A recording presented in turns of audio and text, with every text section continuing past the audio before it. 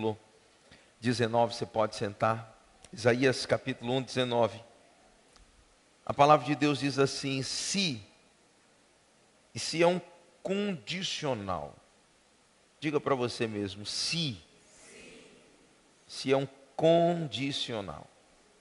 Olha o que a Bíblia diz: se quiserdes e me ouvirdes, se você quiser e se você me ouvir, comereis o melhor desta terra.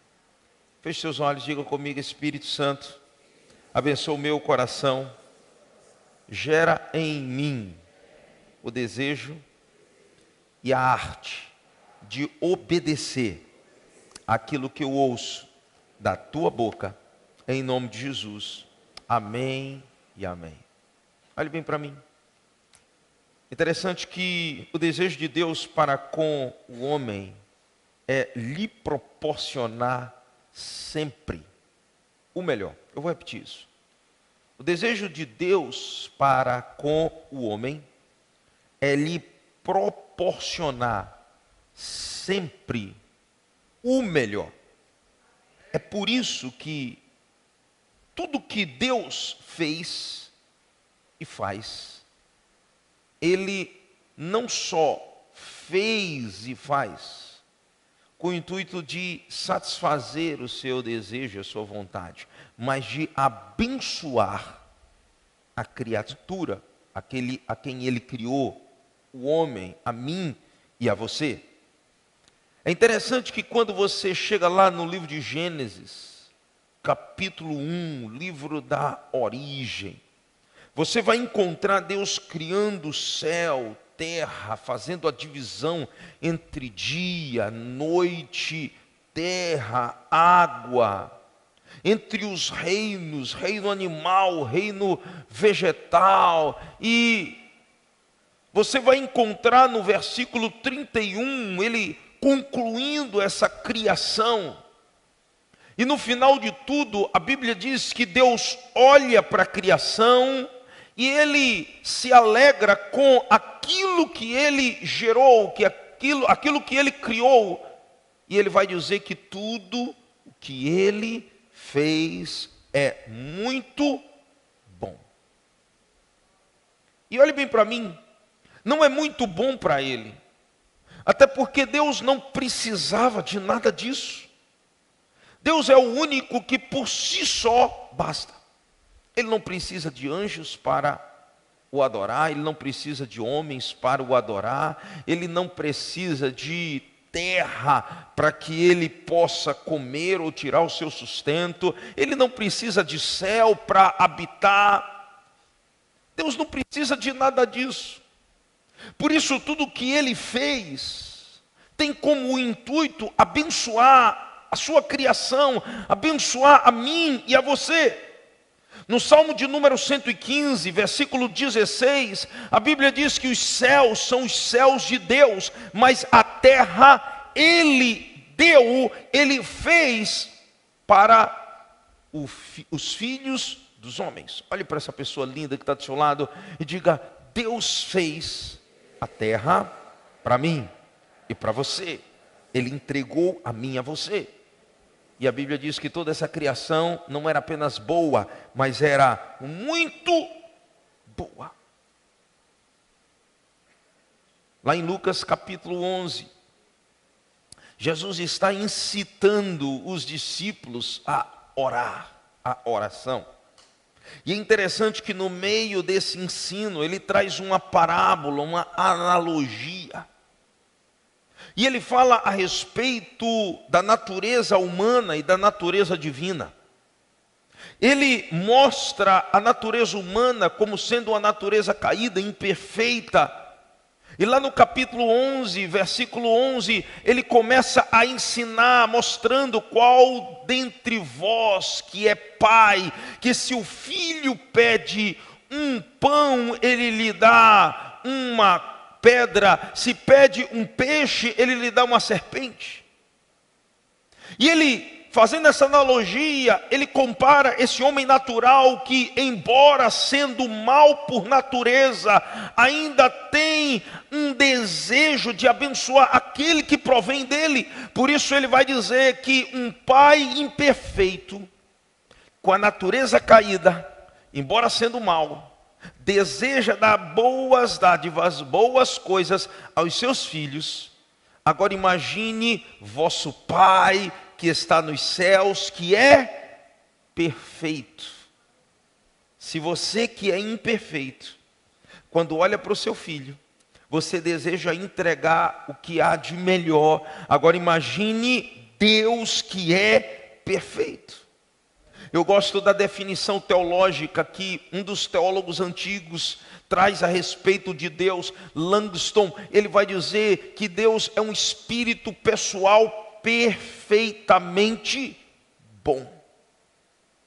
Ele mostra que Deus é perfeito e é perfeito em bondade.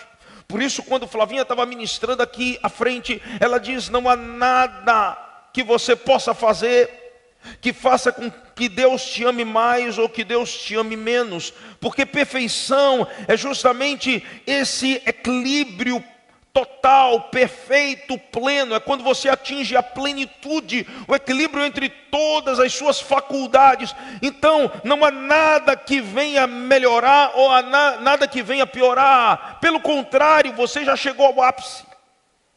E quando se fala a respeito de perfeição de Deus em relação ao seu caráter, Ele é perfeitamente bom. Por isso em Jeremias capítulo 29, versículo 11, a palavra de Deus diz assim: eu sei quais os pensamentos. E a palavra pensamento aqui é a intenção do coração. Diga comigo: pensamento é a intenção do coração. É o que o coração projeta, é o que o coração intenciona. E a Bíblia diz: eu sei quais os pensamentos que eu tenho a vosso respeito, diz o Senhor, pensamentos de paz e não de mal, para vos dar o fim que desejais, ou para que você atinja aquela esperança, aquela expectativa boa a respeito da vida. Então o que Deus está dizendo aqui é que a intenção do coração dele para nós é boa. E a minha pergunta nessa manhã é: o que é o melhor dessa terra? Já que ele declara aqui em Isaías capítulo 1:19, se você quiser, e se você me ouvir, você comerá o melhor dessa terra. O que é o melhor dessa terra? A palavra hebraica tob ou tube, além de significar bens, além de significar justiça, beleza, alegria, bondade, significa também ausência de necessidades. Quando a palavra de Deus diz que o Senhor está preparando para nós o melhor dessa terra, Ele está dizendo: eu estou preparando para você algo que vai trazer uma provisão completa, uma provisão que vai não apenas gerir aquilo que é material, mas também aquilo que é emocional e aquilo que é espiritual. Eu vou tratar ou trabalhar em todas as áreas da sua vida. Essa é a promessa de Deus para nós. Por isso, quando você chega lá no Salmo de número 23, versículo 6, e você vai ver o salmista Davi falando sobre o Senhor como seu pastor, como seu provedor. Ele começa no versículo 1 dizendo: o Senhor é o meu pastor e nada, diga comigo, nada me faltará. Ele fala sobre essa provisão abundante. E quando você chega no versículo 6, a palavra de Deus vai declarar: bondade e misericórdia hão de me acompanhar. Não é apenas por uma semana, não é apenas por uma estação, não é apenas por um período, mas todos os dias da minha vida. é a promessa de ter a companhia de Deus todos os dias das nossas vidas. Observe que o melhor dessa terra aqui não é apenas as coisas que nós chamamos de materiais. Melhor que isso, Deus, Ele trabalha todas as três áreas de perspectiva do homem.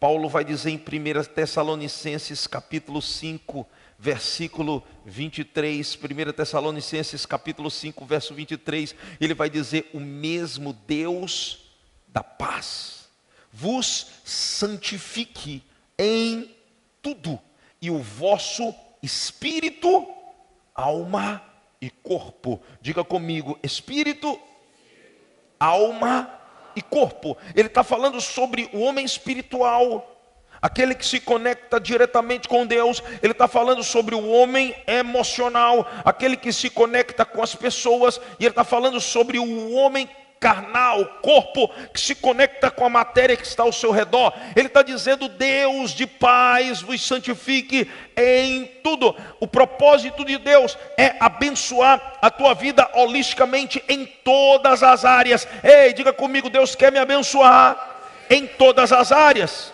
Deus quer te abençoar em todas as áreas, espírito, alma e corpo. E para mim é nessa sequência. Ele primeiro quer trabalhar no teu homem espiritual, gerando salvação, gerando relacionamento com Ele. Ele quer trabalhar na tua alma, gerando cura, ao ponto do teu relacionamento com as pessoas serem abundantes, serem prósperos. E Ele quer também abençoar o teu corpo, ao ponto de você ter longevidade, poder viver bem, viver de forma abençoada aqui na terra. E a Bíblia diz assim: sejam conservados íntegros. A palavra íntegro aqui é a palavra grega teleios, completo, equilibrado. Você precisa ter uma vida espiritual equilibrada, você precisa ter uma vida emocional equilibrada, você precisa ter um corpo, uma saúde equilibrada. É justamente isso que faz com que você viva o seu propósito. Não tem como você viver o seu propósito se houver uma descompensação em uma dessas áreas. Tem gente que tem uma vida espiritual maravilhosa, mas o emocional destruído. Tem gente que tem um espírito um emocional melhorado, mas está com o espiritual abalado. Tem gente que tem um espiritual e um emocional, mas está com o corpo. Gente, nós precisamos que as três áreas da nossa vida estejam sendo alinhadas, sejam abençoadas por Deus. Para quê? Para que até a vinda do nosso Senhor nós nos encontremos íntegros e irrepreensíveis. E o versículo 24, a palavra de Deus vai dizer assim: fiel é o que vos chama, o qual também o fará. Ele está dizendo que é Deus quem opera isso em nós, é Deus quem faz isso em nós. Lá em Filipenses 1, versículo 6, diz que aquele que começou a boa obra em nós há de completá-la até o dia de Cristo Jesus. Mas qual o grande problema? O problema é que tem muita gente pensando que o melhor dessa terra é ter suas necessidades físicas, carnais, ou o seu desejo suprido. Alguém já disse: se tiver dinheiro no bolso e saúde, está tudo muito bem. Dinheiro no bolso e saúde, sem a vida emocional, sem a vida espiritual resolvida, é uma tragédia, é uma desgraça. Em Lucas capítulo 12, Jesus conta a história de um homem que juntou muitas riquezas, construiu grandes celeiros, acumulou as suas riquezas. E a palavra de Deus diz que por um momento ele achou que já tinha alcançado o ápice do seu propósito. E quando ele está se preparando para ter prazer na sua alma, note que a sua trajetória de acúmulo de bens não gera prazer. ao ponto de ele só falar sobre a alegria interior, depois que ele junta tudo, e ele vai dizer para ele mesmo: agora minha alma, come, bebe e alegra-te. Note que ele não tinha alegria, ele está dizendo: agora que eu juntei tudo isso, pode ser que venha ao meu coração algum tipo de paz, algum tipo de realização, algum tipo de satisfação.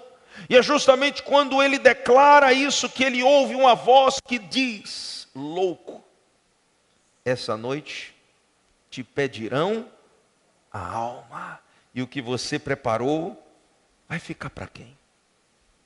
O que você ajuntou, quem vai desfrutar? Quantas pessoas vendendo a alma por coisas passageiras, por coisas efêmeras. Eu li uma história, diz que um negociante, ele estava descansando na sua cadeira, ele estava de frente da sua lareira, aquecendo seu corpo. Ele morava em Nova York, uma cidade muito fria, e quando ele menos espera, ele toma um susto, porque ele vê uma figura diante dele. E aquela figura olha para ele e diz: você tem o direito de fazer um pedido. E ele olhou e perguntou: qualquer pedido? Ele disse sim. Eu queria ter a possibilidade de ler o jornal da semana que vem. Eu quero saber o que vai acontecer na próxima semana. Imediatamente ele se vê segurando uma edição do New York Times da próxima semana. E ele vai para a última página, e ele entra na página de economia, e ele começa a ver quais ações, quais empresas iriam crescer, prosperar, e ele pega um bloco de notas, e ele começa a fazer as anotações, e ele começa a pensar com ele mesmo: eu vou ficar muito rico, porque eu vou fazer os investimentos certos, eu vou me tornar milionário em uma semana. E ele começa a anotar aonde ele iria aplicar o seu dinheiro, a sua riqueza. E ele vai voltando de trás, folheando o jornal de trás para frente, e ele entra na página Mundo, e ele começa a ver aonde as guerras, aonde as crises iriam ecoar no mundo. Ele disse: tudo normal, apenas uma repetição de fatos. E ele entra na página policial, e ele começa a ver que o crime continuava, e ele começava a pensar consigo mesmo: é apenas uma repetição de fatos. Até que quando ele está terminando de ler o jornal, ele abre uma página, na página do obituário, e ele começa a ler os nomes: quem vai morrer?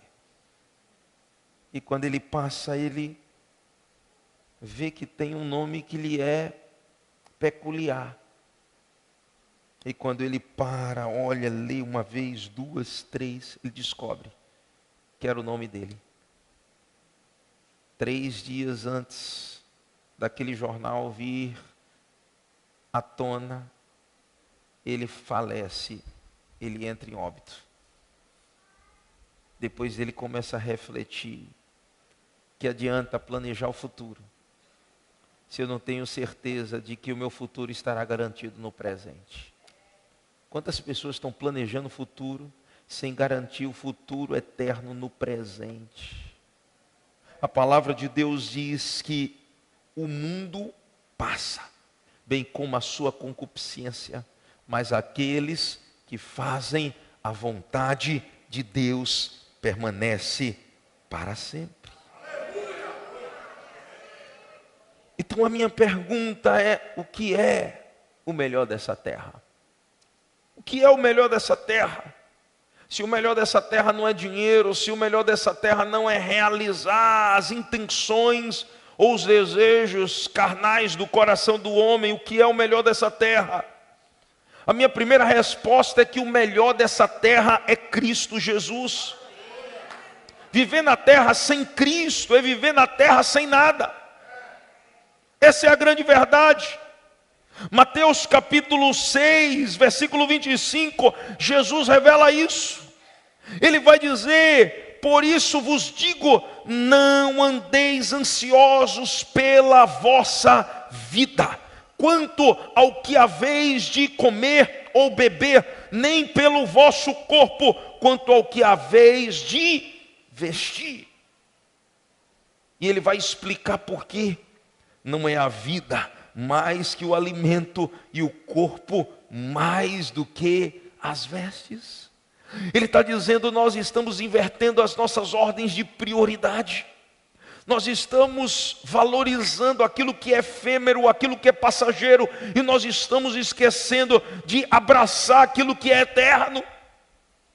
Interessante que ontem, enquanto alguns estavam na praia, enquanto alguns estavam se divertindo, eu estava fazendo um enterro. Alguém que nós não esperávamos que fosse partir tão cedo. E quando eu estou descansando na sexta-feira à tarde, eu recebo um telefonema de alguém dizendo: olha, fulano partiu. Mas como assim? Ninguém planeja a morte, a gente planeja o quê? A vida. Só que a morte chega para todos. E o que nós precisamos estar preparados. Olhe bem para mim, você já parou para pensar que a gente planeja tudo menos o dia da nossa partida? Deixa eu dizer uma coisa para você, e eu não quero amedrontar ninguém. Mas você que está sentado aqui hoje, você que está me assistindo pelo YouTube, um dia vai chegar a sua hora. Um dia vai chegar a minha hora. E se eu não tiver o melhor dessa terra na minha vida, eu estou perdido eternamente. O melhor dessa terra se chama Jesus Cristo. Só Jesus te prepara para viver uma vida abundante aqui e viver uma vida abundante na eternidade. Diga para essa pessoa linda que está do seu lado, diga: só Jesus te prepara para viver uma vida abundante aqui na terra e uma vida abundante na eternidade. Aleluia! Só Jesus. Por isso entenda, dinheiro pode comprar muita coisa, mas não pode comprar aquilo que é mais importante, que se chama vida eterna. A palavra de Deus diz lá em João capítulo 14, versículo 6, Jesus diz: eu sou o caminho, a verdade e a vida. Ninguém vai ao Pai senão por mim. É por isso que Jesus é o melhor dessa terra. Porque você só tem essa vida para se encontrar com Jesus, que é o caminho, e desfrutar dessa jornada até o Pai na eternidade. E deixa eu dizer uma coisa, quem ignora Jesus não só ignora algo, mas ignora tudo. Porque você vai descobrir que tudo que você fez na vida sem Jesus é vão. Vai te levar a lugar nenhum. É por isso que Jesus chama em Lucas capítulo 12, o jovem que ajunta os seus recursos em celeiros de louco. Ele vai dizer: é uma loucura o que você está fazendo. Você está planejando a sua estadia aqui na terra, que vai durar 70, 80, 90, 100 anos, quiçá, se você viver bem. E você não está planejando a sua estadia na eternidade, que vai durar toda a sua vida. É uma loucura. Alguém já disse: quem é o homem mais rico do mundo? E ele mesmo responde: eu vou lhe dizer, o mais pobre que eu conheço é o que nada possui além de dinheiro. E o mais rico do mundo é aquele que tem Jesus no coração, porque Jesus é tudo que o homem precisa. Ei, diga para essa pessoa linda que está do seu lado: Jesus é tudo o que você precisa. Aleluia. Por isso o melhor dessa terra é desfrutar de Jesus, porque sem Ele você não pode fazer nada. Sem Ele nada podemos fazer. Segundo, o que é o melhor dessa terra? Se Jesus é o melhor dessa terra, aquilo que Ele me oferece também é o melhor dessa terra. O que Jesus nos oferece? Graça. Interessante que nós cantamos sobre o amor que Jesus oferece, e esse amor não vem a nós pelos méritos. Romanos capítulo 5, versículo 8, o bispo Flavinha leu aqui, porque Deus prova o seu amor para conosco, pelo fato de ter Cristo Jesus morrido por nós, sendo nós ainda pecadores. Não havia mérito, não havia graça, não havia nada que pudesse fazer com que Jesus morresse. Ele morreu simplesmente porque Ele escolheu nos amar. Aleluia! Você não merecia, eu não merecia. Por isso o melhor dessa terra é Jesus e o que Ele nos oferece a graça. É interessante que Davi entende isso. No Salmo de número 63, versículo 3, o salmista vai dizer assim: porque a tua graça é melhor do que a vida. Diga para a pessoa linda que está do seu lado: a graça de Deus é melhor do que a vida. Quem era Davi? Davi era um homem que tinha tudo. Ele tinha os bens que necessitasse. Davi tinha os amigos. Davi tinha as pessoas que reconheciam a sua fama, o seu sucesso. Davi tinha tudo. E no meio desse tudo que ele tem, ele não celebra o tudo que tem, mas ele celebra quem é o tudo na vida dele. Ele celebra a graça do Senhor que o alcança. Ele começa a reconhecer: tudo que eu tenho não é mérito meu, tudo que eu tenho é mérito daquele que me concedeu. É por causa de Deus, aleluia. Ele reconhece isso. Ei, viver sem a graça de Deus é uma desgraça.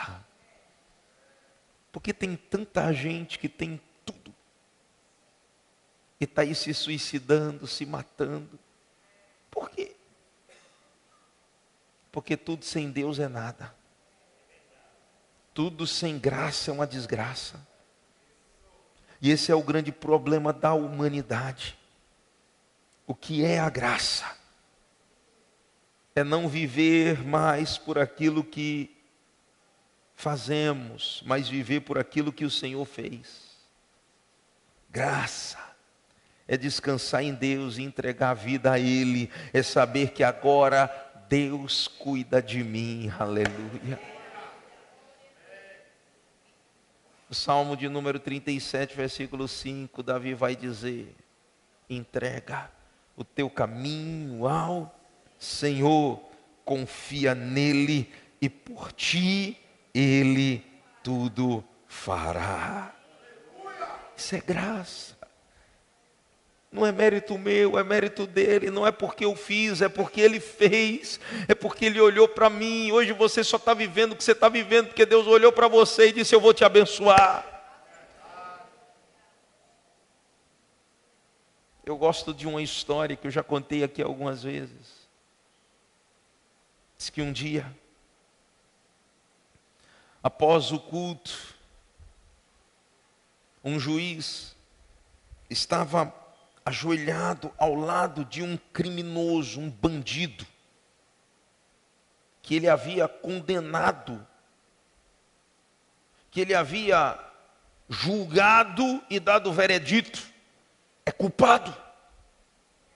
E aquele bandido passou décadas preso, e depois de algumas décadas preso, ele recebeu Jesus na prisão, e agora eles estavam congregando na mesma congregação, e naquele dia os dois estavam ajoelhados um ao lado do outro.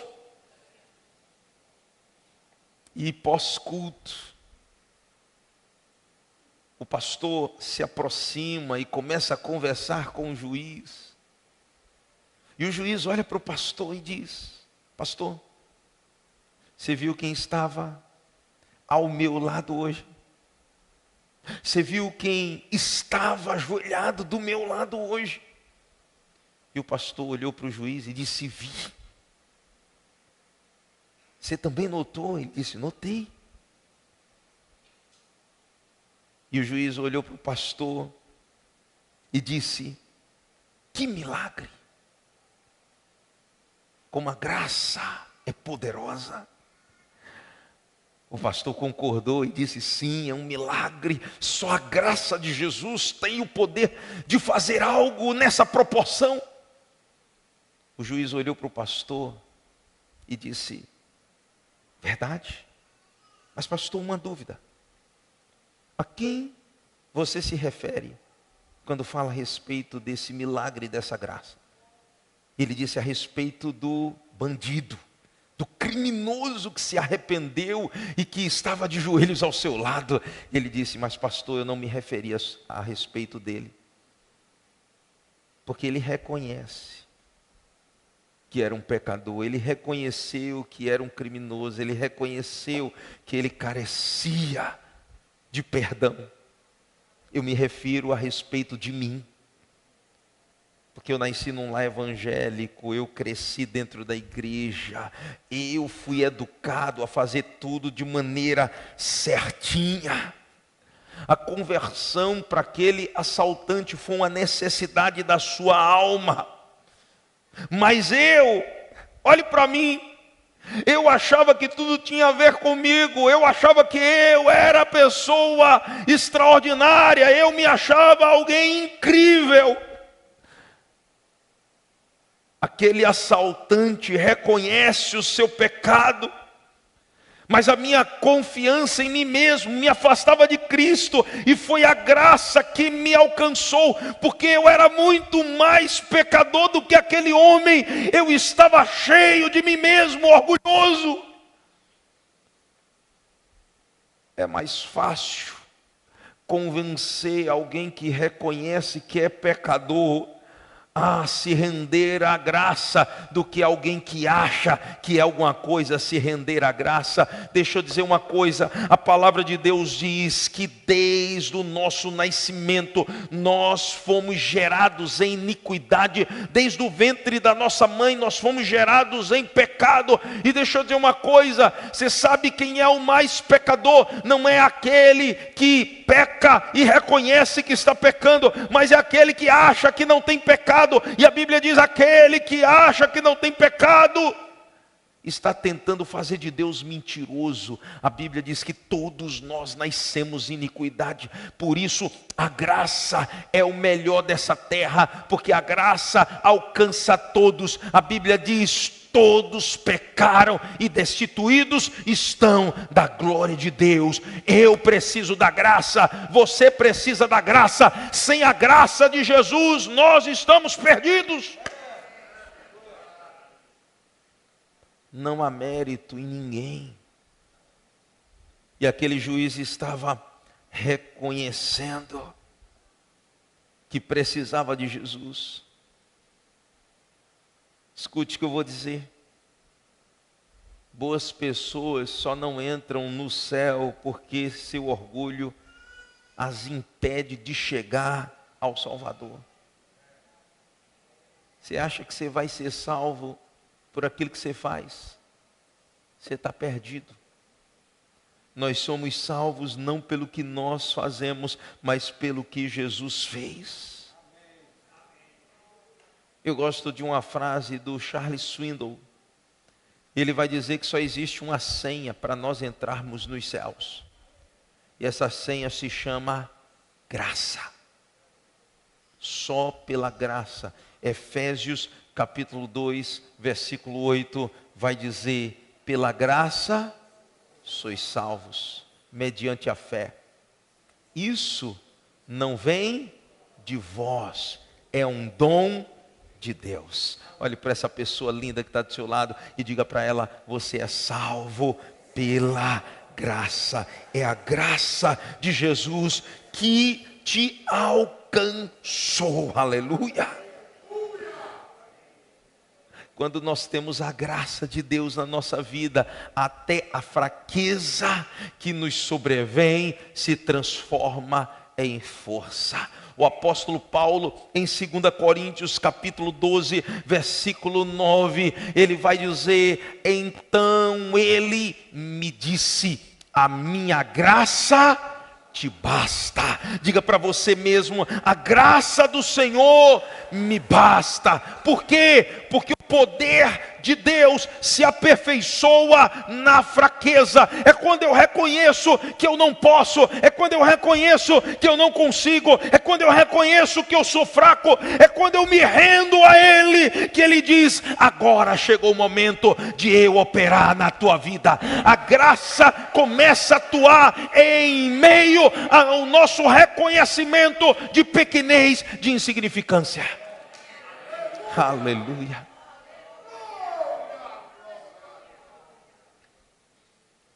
Então, o que é o melhor dessa terra é Jesus e aquilo que Ele nos dá.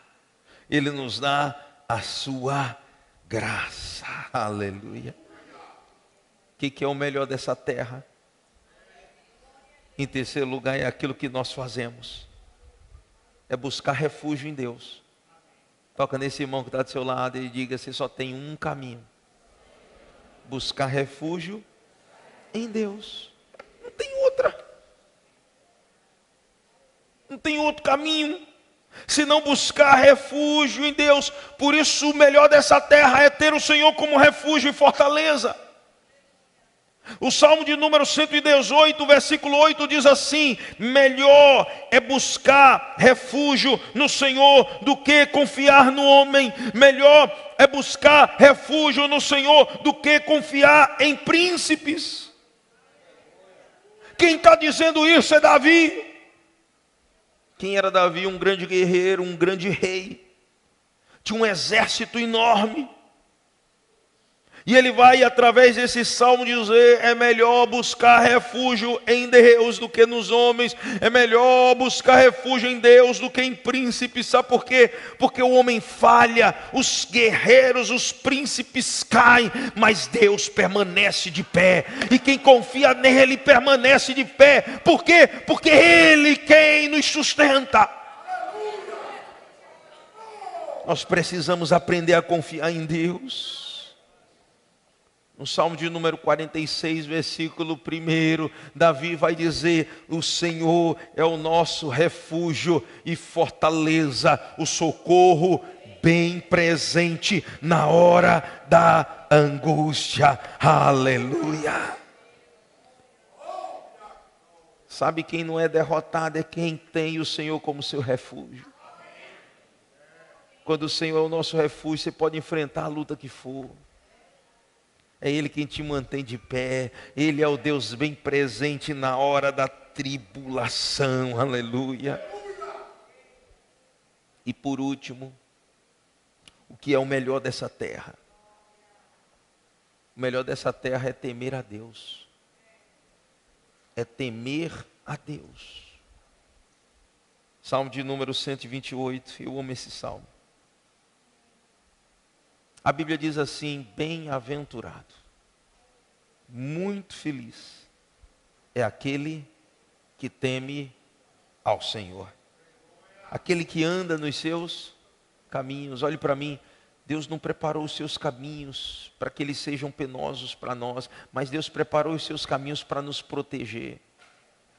Quando você está caminhando pelos caminhos que Deus preparou para você, você está sendo protegido, você está sendo guardado, você está sendo abençoado. Por isso a palavra de Deus diz que temer a Deus é o que nos protege. Ei, Ele está dizendo que muito feliz é aquele que teme ao Senhor. O que eu desfruto quando eu temo a Deus. Por isso, lá em Isaías 1,19, ele diz: se você quiser e me ouvir, se você quiser e me ouvir, você vai comer do melhor dessa terra. O que é temer a Deus? É seguir os seus caminhos. E o que eu desfruto quando eu sigo os princípios, quando eu abraço a palavra, quando eu decido ser guiado pelo Espírito Santo, quando eu decido ser governado pelo Espírito. O que eu desfruto? Primeiro, olha o que a palavra de Deus diz, versículo 2 do Salmo de número 128, do trabalho das tuas mãos comerás. Toca nessa pessoa linda que está do seu lado. Diz para ele: quando você teme a Deus, quando você confia no Senhor, entrega a tua vida a Ele, você come do trabalho das suas mãos. Você sabe o que é isso? Prosperidade. Ele está dizendo: o que você fizer vai dar certo. Deus vai te dar forças, Deus vai te dar inteligência, Deus vai te dar ideias, Deus vai abrir as portas para você. A Bíblia diz no Salmo de Isaías capítulo 43, que Ele é o Deus que vai adiante de nós, endireitando os caminhos tortos. Deus vai te abençoando. Quando você menos espera, as portas se abrem. Deus abençoa. Esses dias eu liguei para alguém, eu estava conversando com ele. E ele dizia: esse mês foi muito difícil. Eu não sei o que fazer. Eu ainda preciso fazer uma venda de 120 mil reais. Faltam 3 dias para o mês acabar. E se eu não bater essa meta, pode ser que algo dê errado. E eu disse para ele: filho, a gente confia num Deus todo-poderoso.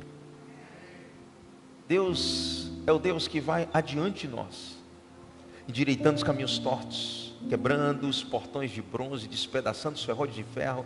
O que nós precisamos fazer é confiar nele, seguir a sua palavra e descansar. Aquele que espera no Senhor terá as suas forças renovadas. Eles não vão descer, eles subirão com asas como águia. Eles vão correr, mas eles não vão se cansar, porque Deus vai renovar as suas forças. E nós oramos e descansamos. Antes do mês acabar, ele me liga e diz: glória a Deus, eu não só vendi os 120, mas eu vendi muito mais. Isso não é mérito nosso, é mérito de Deus. É para mostrar que o homem que confia no Senhor, ele é abençoado, porque o próprio Deus vai adiante dele, abrindo os caminhos e abençoando. No livro de Apocalipse, capítulo 3, não me falha a memória, a palavra de Deus diz: tenho posto diante de ti uma porta aberta, que ninguém pode fechar. Eu sei que tu és fraco, mas você tem guardado a minha palavra e não tem negado o meu nome. Esse é o segredo. Temer a Deus traz prosperidade, não só financeira, mas prosperidade para a alma. Por isso o versículo 2 termina dizendo: feliz serás e tudo te irá bem. Aleluia. Ele diz: você vai ser feliz. Não é a alegria das riquezas, mas é a alegria da presença do Senhor. Não é a alegria das coisas, mas é a alegria do Espírito Santo no nosso coração. Porque o reino de Deus não é comida, não é bebida, mas é paz, é justiça e alegria no Espírito Santo. Nós temos o reino habitando dentro de nós.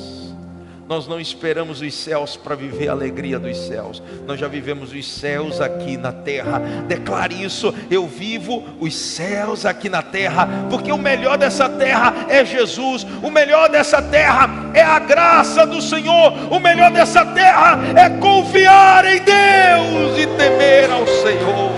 Aleluia. Glória a Deus.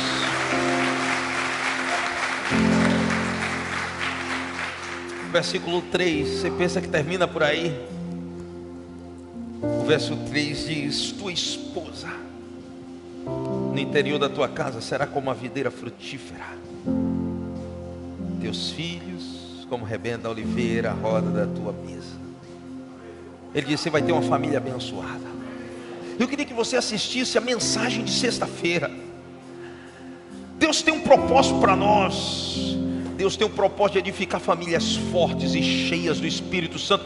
Nós somos destruidores de maldições. Nós estabelecemos a bênção. Há uma aliança de Deus para conosco, para que a bênção de Abraão chegasse até nós. Gálatas capítulo 3, versículo 14 e 15, diz que Jesus se fez maldição por nós, para que a bênção de Abraão chegasse até a mim e a você. Toca nessa pessoa linda que está do seu lado e diz: quem teme ao Senhor tem o direito de desfrutar uma família abençoada.